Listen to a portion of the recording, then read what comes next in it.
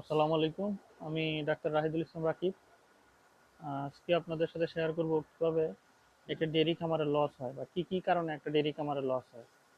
প্রথম যে কারণটি সেটি হচ্ছে একটি গরু যদি আপনার খামারে বা আপনার খামারের গরু যদি সঠিক সময়ে হিটে না আসে বা প্রতি বছর একটি করে বাচ্চা না দেয় এবং যদি হিটে আসার পরও সে কনসিভ না করে তাহলে আপনার খামারে লস হবে।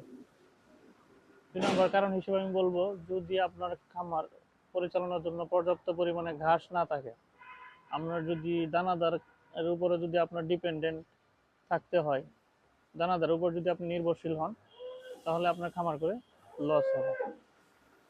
তারপর বলবো, আপনার খামারে যদি পর্যাপ্ত পরিমাণে বায়োসিকিউরিটি মেনটেন না হয়, যেমন আপনি যদি সঠিক উপায়ে ভ্যাকসিনেশন না করেন, আপনি যদি জীবাণুনাশক দিয়ে খামারটাকে পরিষ্কার পরিচ্ছন্ন না রাখেন, তাহলে খামারে সহজে জীবাণু অ্যাটাক করবে, আপনার খামারে লস হবে। এবং আপনার খামারে যদি পর্যাপ্ত পরিমাণে দক্ষ লোক না থাকে বা আপনার লেবার কস্ট যদি বেশি হয়, তাহলে আপনার খামার লস হবে।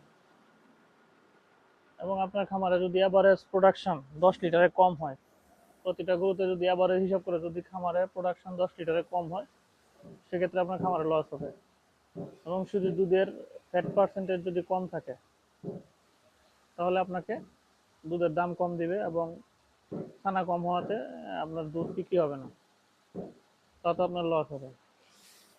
আরেকটা কারণ হচ্ছে, যদি খামারে ম্যাস্টাইটিস প্রতিরোধ করা সম্ভব না হয়, প্রচুর পরিমাণে যদি আপনার ম্যাস্টাইটিস হয়, তাহলে ডেইরি খামার করে আপনার লস খাবেন। এই বিষয়গুলো মাথায় রেখে ডেইরি খামার করবেন, আশা করি লাভবান হবেন।